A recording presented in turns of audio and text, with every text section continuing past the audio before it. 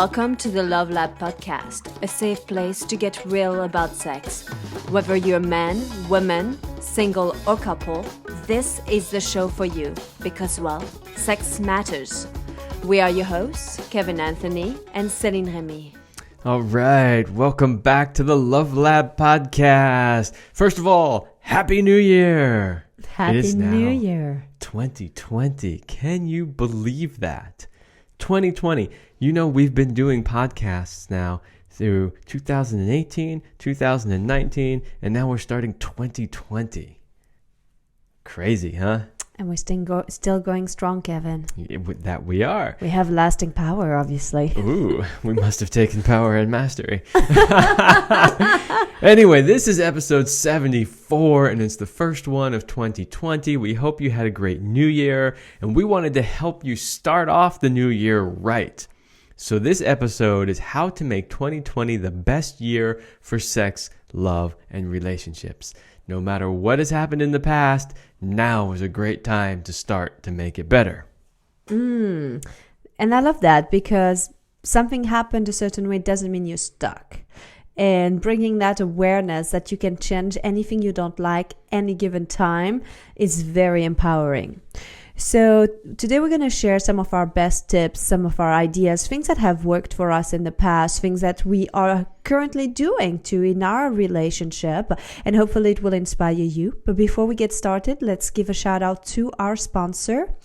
So if you are a man and you want to join the secret club of men who are great in bed, then check out Power and Mastery. Power and Mastery is the most complete sexual mastery training for men. And it's got 3 parts to it that you can pick and choose, whether you want to have harder, stronger erections, whether you want to last longer, or you want to increase your skills in the bedroom. And it's even more than just sexual skills. It's really the things that she wants as a woman. So go to powerandmastery.com to check it all out. All right, so let's just dive in here. And it is the beginning of a new year. And I know for us, like, we always like to sort of, we take, some time off between Christmas and New Year's. And we spend a lot of time, like, cleaning out the old emails and, cleaning out all the stuff we don't need here or there. I know a lot of people do, like, spring cleaning stuff. We kind of do, like, New Year's kind of clean out stuff. But the thing is, for us, it always, at least especially for me, feels great to start the new year off like fresh, clean, organized, with a plan, like ready to go. Yeah. If you haven't tried it yet, or if it feels overwhelming, pick one area at a time. Whether it's your kitchen drawer or your underwear drawer or anything related to your relationship. But take a good look at the areas where you're like, oh my gosh, this is the list. There are so many things. And you do have an entire year to do it. So if it is too overwhelming, literally make a list and then go through it as you go through your year and just check off the list of things that you're doing. I would start with the underwear drawer. Seriously, get rid of those old underwear. If you want to have more sex, get rid of those old, frumpy, falling apart, maybe stained under. Start that. It's funny, the people who like to, I know some women they wear these underwears that are like, well, I wouldn't be dare caught wearing those because they're so awful. And I'm like, then why are you wearing them? If you're not proud of the underwear you're wearing, they may not be the most sexy thing ever. I'm not saying that I'm only wearing sexy stuff, and I have my comfortable underwear for sure.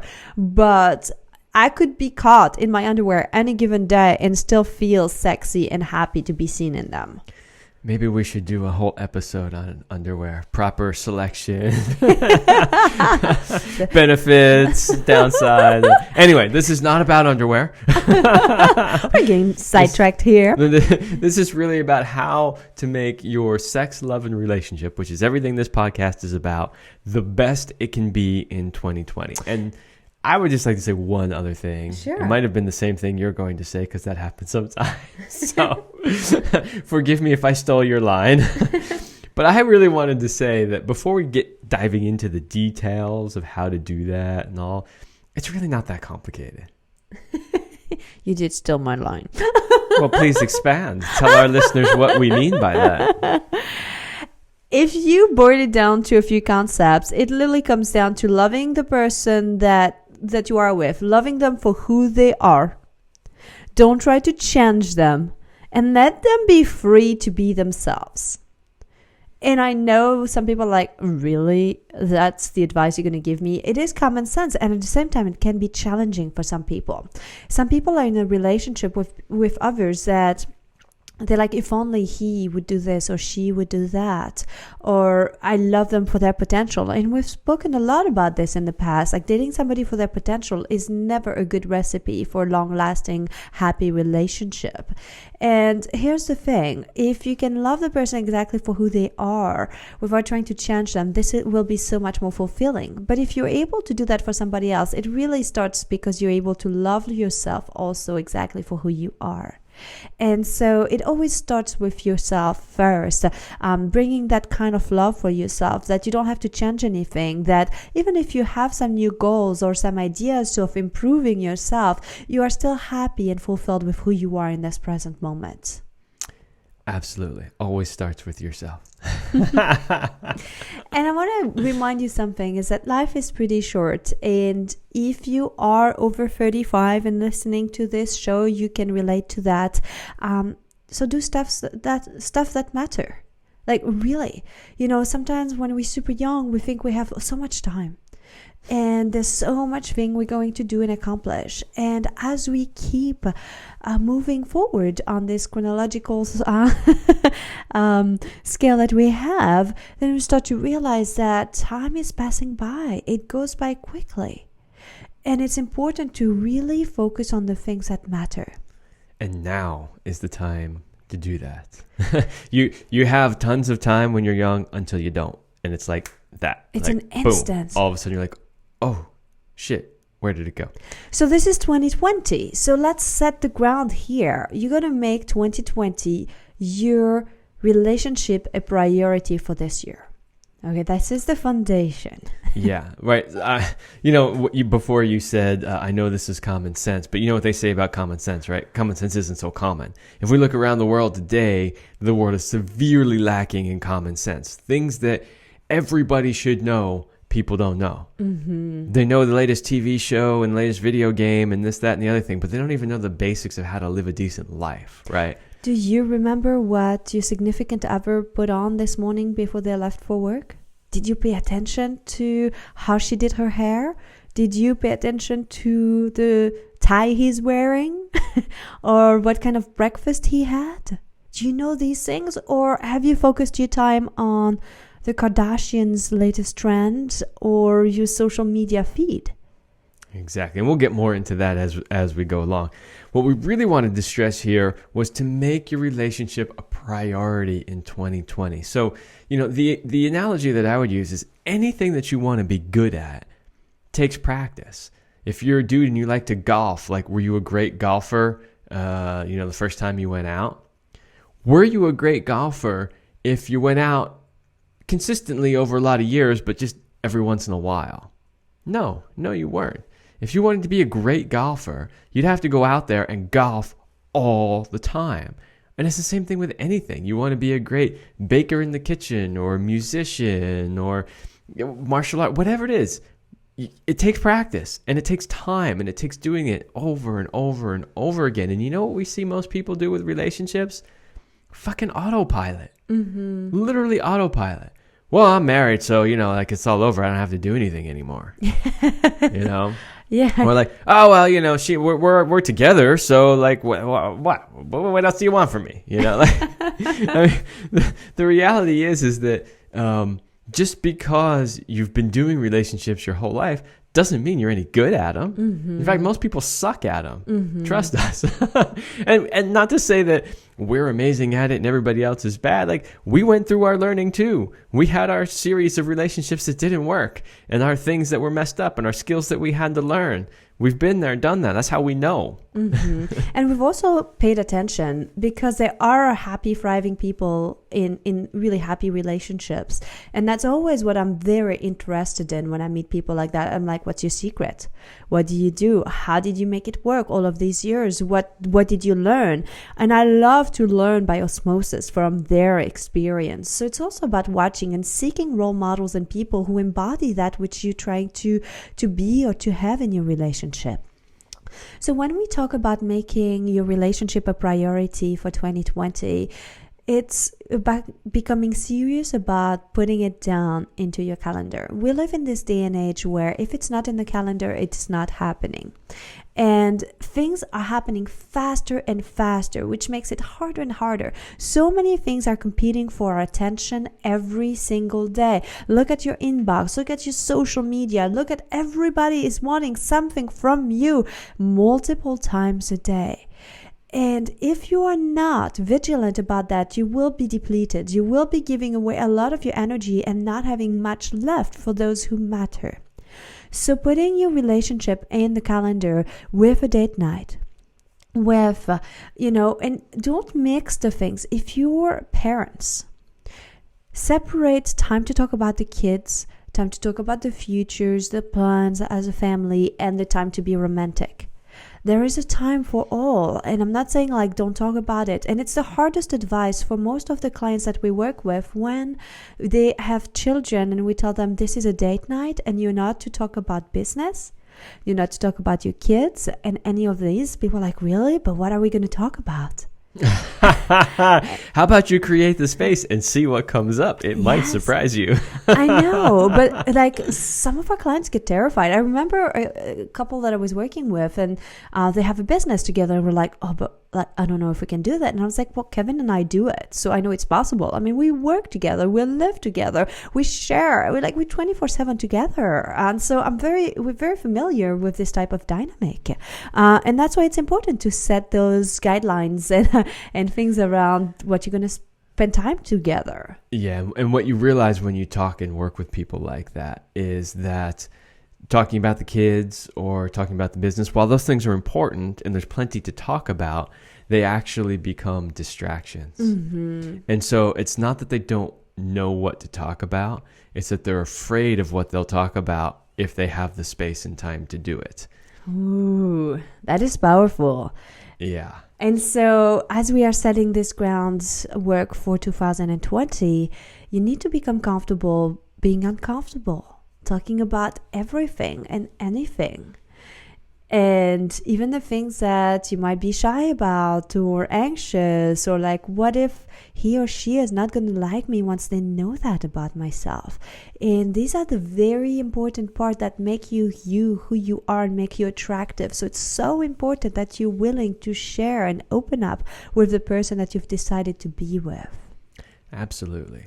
So let's talk about the big pink elephant in the corner when it comes to making your relationship a priority, because I know what at least half of you listening to this are thinking, but I don't have the time for that. I'm too busy. I work too much, and the kids and the this and the that. And okay, so that needs to be addressed right away, because if you are going to be successful in this resolution, you're going to have to get past this excuse. So the first thing I would say is you do have the time. Yes, you do. I don't care how busy you are. You have the time. Don't believe me? Okay, so here's what I want you to do. I want you to pay attention to all of the things that you do in a given day that take up time. And just to throw a few examples out there. How much time do you spend on Facebook? Mm-hmm. Probably a lot. Studies have shown that it was 1 hour a day. That's the average. An hour a day on social media. Yeah, and the younger you are, the higher that goes up. Yeah. So how many of you have your favorite TV shows that you watch? Do you watch TV shows every day? Mm-hmm. It's at least an hour right there. Mm-hmm. When we say make your relationship a priority, we're not saying that you have to put hours a day into it. And actually, this is like, if you want to learn a music instrument, the first thing they tell you is, I want you to practice 10 minutes a day, every day, instead of an hour once a week. Mm-hmm. Right? It's because it's the repetition that makes it work. Even though technically, it might be the same amount of time at the end of the week. It's the repetition spread out over the days that make the difference. Same thing here. You don't have to spend hours a day making your relationship a priority in 2020, but you do have to spend just a little bit of time each day. And really looking at numbers will help to get a tracker and see what's your amount of screen time. Check on your computer, check on your phone, or sometimes just to write things down is fascinating because we do forget a lot. So be like, okay, had breakfast from this time to that time, did this, and like whether it's into an app or whether it's on paper, if you're still old fashioned and love to do that, which I do. I love handwriting. So it really gives you a good glimpse into what is truly happening, because oftentimes there is a difference between what you're thinking you're doing and what you are actually doing. Especially if you're not having the life that you want, it's probably because you're not doing the particular actions that you're supposed to be doing in order to have the life that you want and crave. What's interesting is I work on a lot of different projects on any given day, and I do use a timer and a tracking app to keep track of how much time I've worked on a particular project. And what is interesting is that sometimes at the end of the day, I look at that and I add it up and I'm like, okay, that was 6 hours, but I've been working 8 hours. Where did the rest of the time go? Like, seriously, where did it go? Because I feel like I just stopped the timer on one project, started it on the next one, boom, go. But we don't realize there's a whole lot of little things in between that start to add up. So the reality is that time is not really your issue. So you can just let go of that excuse right now. It's interesting because we didn't really start out by calling this episode like New Year's resolutions, right? That's not necessarily what we're saying here. And at the same time, we are telling people, to make the relationship a priority for the coming year, which is very similar to a resolution. One of the reasons why we're drilling this home so much right now in this episode is because of the percentages of how many people fail at their New Year's resolutions and when they fail. All right. So this is really interesting. You want to read the stats on that? So you found this, that study was done by Strava, and they looked into 31.5 million of like online global activities, 31.5 million of people that they looked into what they were doing. And here's what they found. They found that Saturday, if it is Saturday, January 12th, that's what it is. January 12th is the fateful day of New Year's resolutions. Yeah, so what they're telling you here with that is, so Strava, if you're not familiar with Strava, it's like a social media app for fitness enthusiasts, and it records your activities and stuff, and you can share it with people and blah, blah, blah. Like, hey, I just did this bike ride over here for this many miles, whatever. So they're looking at 31.5 million activities that people have put in, which is fair amount. Pretty big sample size there. And they found that by January 12th, which is literally less than 2 whole weeks into the year, people had already failed at their New Year's resolutions in less than 2 weeks. Now, there have been some other studies too. I don't remember which university. I'm not going to say which university because I don't remember off the top of my head, but they also did a study on New Year's resolutions. And what they found was that 80% of people failed at their New Year's resolutions and only 8% were successful. Now, obviously, that doesn't add up to 100%, so I don't know what the other 12% of people were doing. The other 12% are the jaded one. They're like, I've done it hasn't worked, so I'm not even doing it anymore. Yeah, maybe that's 12 didn't sell. I don't even know, but 80% of people fail, and that's why we're kind of driving this home, because if you really want to have the best relationship, the best sex life, the most love that you've ever experienced in the year, you've got to make it a priority, and you've got to stick with it. Like, we could even end the episode there. We're not going to, because we have a lot more tips for you. But honestly, we could. Like, that, just doing that alone and nothing else would radically improve your relationship. And know that if you make it past January 12th, you are way ahead of the curve. If you can make it to December 31st, you're a champion. So the number 2 step, so now we know number 1 is to make your relationship a priority. We gave you different ideas, different things around that. Number 2, you want to improve your communication. What we see working with people is that most of the time it's always comes down to a communication issue. It's not so much about your skill sets and stuff. It's about asking for what you want or expressing what you need. And people are not able to do that. Or what they say versus what's being heard. And all of this, it gets lost in translation. So improving your communication, whether it is to work with somebody who can support you with that, whether it's reading a book on nonviolent communications, or whether it's like, hey, let's slow down a little bit. Maybe let's stop like arguing over text messages. Let's have real face-to-face interaction where we communicate not so much on social media anymore, but via like being together. That will go a long way into improving your relationship and making that the best year for you. You know, we have a whole bunch of ideas here. Like we have sort of our 3 key main things, and we have a list of ideas, which are a little bit more like how-tos, you know. Mm-hmm. But I really felt that improve your communication was so important that it had to be like up here in the top 3. Because what we see when working with couples is that this is one of the biggest areas that couples fail. I mean, really one of the biggest areas. So it really does warrant its own place here on the list. Make your relationship a priority in 2020 and work on that communication. I don't care how good you think you are at it. You're most likely not that good. Because all I can say is we work with people over and over and over again. And I'm like, you talk like them like, what? You said what? Remember that words are powerful, and what you tell to your significant other will have an effect. And how do you speak to them? Is it with love? Is it with compassion? Is it with empathy? Or is it with like, I can't believe you did this, or blaming, shaming, criticizing? You know, we've done episodes on that, those things not to do in your relationship. But pay attention. Like, are you mostly being positive and supportive in your verbal communication, or is it mostly pointing the faults or what's not happening or the places where they're falling short?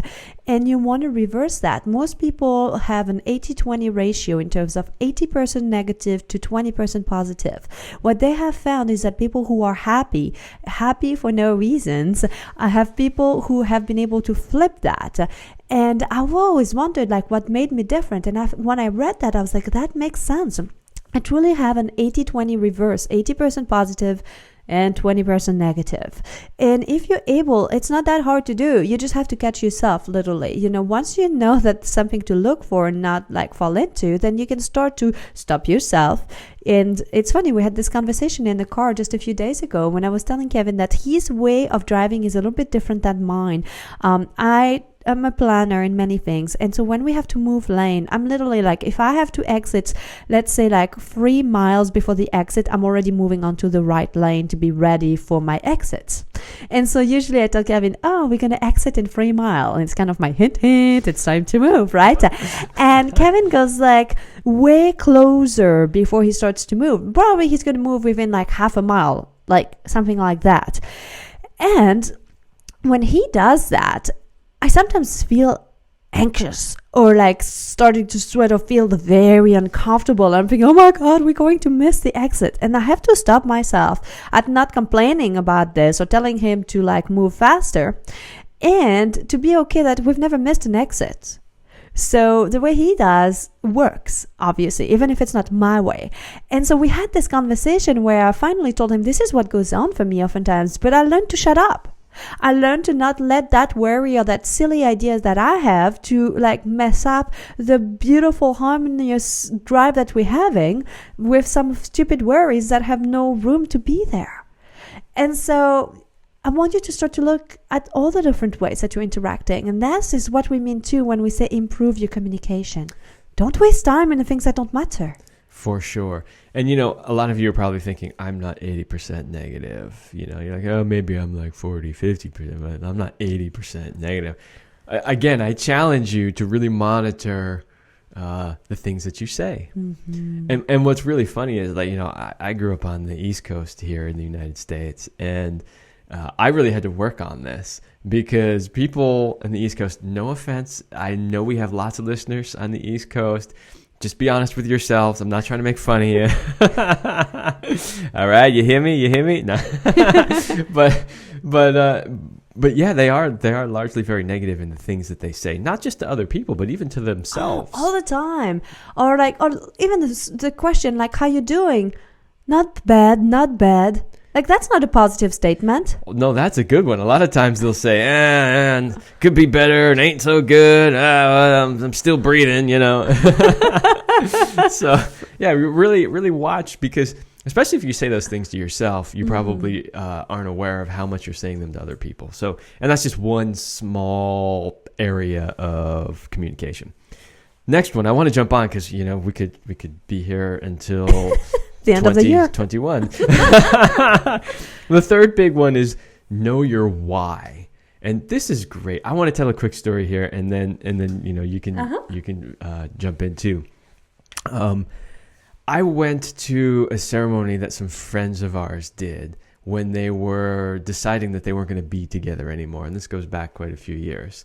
And they really wanted to sort of commemorate this and part ways in a very beautiful and amicable way. And one of the things that came up in that was that when they first got together, they decided that they were only going to stay together as long as the two of them being together brought more into the world than it took away. So as long as they were having a positive impact on the world as a result of them being together, they would stay together.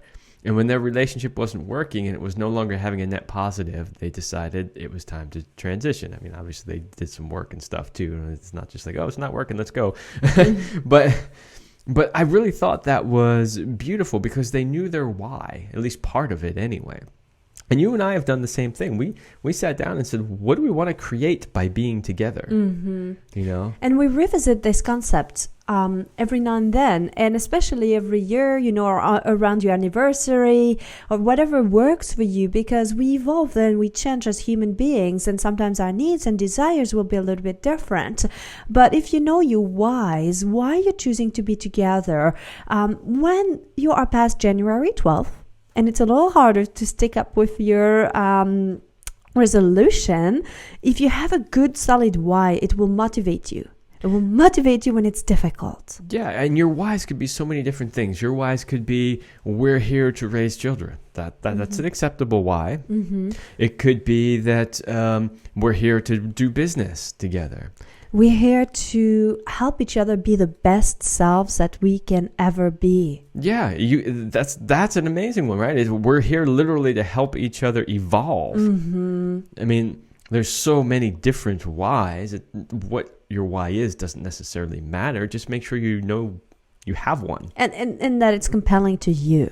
And it could be mix and match. It's not just like one why, but it's one solid concept, an idea that brings you together and really like motivates you forward. Yeah, you could definitely have more than one why. Yes. For sure. It's not limited. So now that you have the basis, you know about making a priority, improving your communication, and knowing your whys, you are now ready for the how-tos and the strategies. We've got probably about 10-ish or so different ideas. I don't know, we didn't even count them here, but different things that you can do throughout the year, because it's easy to get stuck in doing the same thing over and over. Yeah, and they're not in any particular order. No. We were just brainstorming a list off the top of our heads of things that would be really cool. So yeah, and some of them are on our lists. Absolutely. All right, so number one is spend a date night to plan your dates ahead. So this is a really cool thing that you can do together, is to create a date book. And whether you want to put ideas of things that are fun to do for the days when you have no inspiration, or you want to start finding coupons, go on things like Groupons. I was just on it the other day and I was asking Kevin, hey, do you want to go what was it, that thing, that the trampoline thing, And that was the sky thing where you do the indoor skydiving. Yeah. So what I noticed is there's a lot of cool things that I wouldn't really necessarily do, but it was a cool Groupon and it's something fun and it wasn't far from home. And I was like, these are cool ideas. So you can start to collect coupons. You can find them on Groupons if you want, or just ideas of things that could be fun, things that you've never done. It's so that now you have things to look forward to, especially for the days when you are really tired and it's really hard to even come up with a good idea. Yeah, and I would want to clarify this one a little bit because there's two things being merged into one here in this. The first one is have a date night. Right? So make sure that you have a date night. And we've talked about this so many times. If you've listened to our show, this is not a new concept to you. But still, we meet a lot of people who don't set aside time to actually have just connected time on a date night. So the first thing is have a date night. Now, for those of you who already have a date night, you're like, check, got that one. How many of you plan that date night ahead of time? Right? Because it's really easy to say we've got a date night. We just know that, on whatever day that is, Thursday, we have a date night, right? But do you just show up to date night and go, okay, honey, what are we doing tonight? And there's nothing wrong with that. That's fine from time to time. But it would also be nice, especially if you want to make 2020 the best year ever, that you plan it ahead of time. And that was your idea with creating a book of ideas and maybe coupons and activities and stuff. And this is something great. Sit down and do it together. I know some of you guys, you're rolling your eyes. You're like, fucking sit down and make a stupid book. But here's the thing. Here's why I like it. And as a guy, I'm going to tell you why you should like it too. Because it takes all the pressure away from us, right? In other words, if the two of us sit down and we write down this list of ideas, I don't have to think about it again. I don't have to go, oh shit, it's date night. Fuck, I forgot to plan. What are we going to do? Okay, let me think of something. What was that thing she said like a week or two ago? I don't have to do that. All I have to do is go to the book or go to the list. We've even used Google Docs for this. I know you're probably going to laugh at us. But it's all done. It's easy. So, for the guys who were originally rolling their eyes thinking this sounds like a lot of work, actually it's less work. You do it once. But it's very exciting to come up with ideas together and think about stuff. It starts your creative juices flowing. And as we've talked about a lot, creative energy will bring a lot of sexual energy. So that's a really good energy to be generating on date night, in my opinion. If you've identified a problem within your relationship, take action to solve it. So seek support and help. Whether you're working with professionals, whether you're reaching out to coaches, people like us, or doing a workbook together, or whatever that is. But if you've identified an issue, don't just bury it and pretend it's not there. Like act on it, do things to make it better. Absolutely. And, I thought this was really important to put on the list because if you're going to make it a priority to make your relationship the best ever, you got to get serious about addressing the things that don't work, right? I mean, to use any analogy, I don't know, just pick one. You've got an older car and it's got a few things that aren't quite working right with it. And you're like, this year I'm going to make this car the most awesome car ever. Can you do that if you don't fix the things that are wrong with it? No, of course not, right? So if you want to have the best year ever for sex, love, and relationship in 2020, you got to fix whatever's not working. So if you already know there's some parts not working, work on fixing them. Now, that could be a lot of things. It could be taking a workshop. It could be taking an online course. It could be working with a professional. It could be just sitting down and taking the time to work on it together. Whatever it is, do something about it. Take action. Now, very important, keep consistency throughout the year and don't make the bar so high that you don't achieve it. Aha. Yes. So, I threw out this idea of when we were brainstorming for this, I said, yeah, like make it a point to do something regularly, like if your partner's love language is to receive gifts, then buy her flowers once a month. And Celine's response was, once a month? And I looked at her and I said, look, I said, let's not set this bar so high that nobody can do it. You know, like from a guy's point of view, if you tell me I have to get flowers every single week, I'm going to go, oh shit, that's a big responsibility. Like that's 52 times throughout the year. What if I forget? What if I'm busy? Like, you know, that's instantly where I go. And I thought, once a month, that's totally reasonable. Yeah, but from 52 to 12, it's kind of, could we get something in between? It's not about numbers. It's about consistency. And the real point is here, all joking aside, you know, we're having kind of fun with this. The real point here is that throughout the year, consistently, you're doing little thing after little thing after little thing to make your relationship better. Then it doesn't feel like so much work. And just like we said before, better to practice 10 minutes every day than an hour once a week. So we've got a few other fun ideas, and maybe I'll go through them a little bit quickly. Sure. Some of the cool ones that we had was, hey, plant a garden. This was fun. We've done this together. And if you're thinking, I don't have room, our first garden was in pots.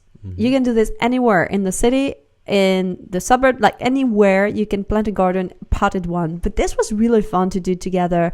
Of course, you know, you can take a 30-day challenge. We've taken a few ourselves. Remember our 30-day blowjob challenge And 30-day sex challenge. Exactly. If you haven't listened to those episodes, go back to them because they were really fun and they might inspire you a lot. Of course, make sure you have sex regularly. Well, look, if you're going to make 2020 the best year for sex, love, and relationship, you got to have sex. You got to have love, and you got to have a relationship. You don't have to have a relationship to have sex. But anyway, you get the point, right? Yes. Is that you really need to make it a priority. Yeah, go for it. Here's some fun things that you can do together. Because, by the way, you can have sex with yourself. You don't have to have somebody else. Like, just have sex. Because sex is good for you. And you could have love and a relationship with yourself, too. So technically, you can do all of this on your own. Yes. Totally possible. Absolutely. And here's the thing. When you feel so fulfilled and happy, you have this beautiful energy to you, and it's very attractive. So guess what? Then you will call in the partner that you want. That's right. All right. You can take a road trip together. These are fun, but only if you've improved your communication. Let's be real. No shit. You can go camping if you're okay pooping next to each other. You know, it requires a certain degree of intimacy, but once you've moved past that, it can make camping really fun. Just bring some wipes. And remember when I taught you how to poop in the wild? My very first time, yes. I was like, he gave me a shovel and the toilet paper and light the matches. And I was like, what am I supposed to do? And he was like, you're supposed to dig a hole, poop in there, and then you burn the paper so that it doesn't stay. One of the eco ways to get rid of it is to burn it, but you have to be very careful if you're in the backcountry that you don't light the whole backcountry on fire. Exactly, and then you cover everything up. And I was like, oh my God, this is so complicated. And it was at the beginning of our relationship. I was like, I don't know. I mean, should I have you come with me? And you were like, Céline, this is simple. You can do this. Enough about that. Okay, let's move on. Let's a little fancier here. Stay in a fancy hotel. You don't have to go anywhere, but stay in your town. Like, make it a staycation, just like for one night to go to a fancy hotel and just like do something different. Eat at home instead of the restaurant and cook together. Or each take charge for one of the 3-course meal or something like this. You know, she can make the appetizer, he makes the full meal of reverse, and each other's dessert, you know, whatever that is. You know, a lot of people think the other way around, like, we're going to do something special, we're going to go out and eat, right? But we'd like to turn that around upside down and say, do it as an activity together. It's not just about the eating. It's actually about the prepping and the working together and the sharing and the bonding and the communicating and all that. Absolutely. And then learn a new skill for 2020, whether it's together or separate. There's something that happens when you learn new things. It fires new neurons in your brains and synapses. And it's like, I don't know, it makes you, again, more creative, more inspired. And you bring that into your relationship. It brings that energy. And whether you're trying to do something together or you do it on your own and bring that juice back to your relationship, it will benefit your relationship. Absolutely. Lots of new skills you could be learning, like how to last longer in the bedroom. Ultimately, what you want to do is to create a space for your relationship to grow, So it's like that plant. You want to water it regularly, but you also want to make it safe and fun to be 100% yourself. Find somebody where you can be yourself, all of you, where all of you is welcomed, because this is how life becomes so much more fun. And remember, anytime, give more than you take. Remember that 40-60 rule? People think that it's always have to be like 50-50 in a relationship.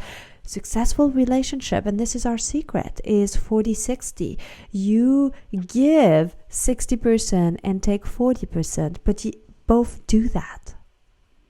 And that's our secret.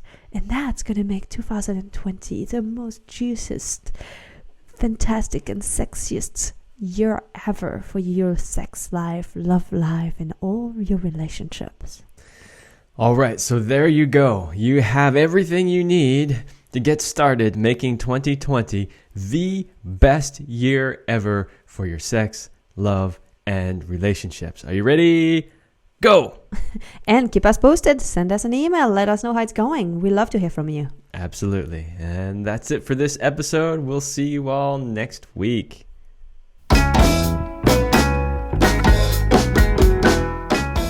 We hope you liked this episode of the Love Lab podcast. If you enjoyed this show, leave a comment and share it with your friends. And if you want more, we have an entire digital library with the best sex tips and relationship advice at CelineRemy.com. That's CelineRemy.com. So join us in the Sex Vault to continue this adventure. Thanks for listening. And remember, you're amazing.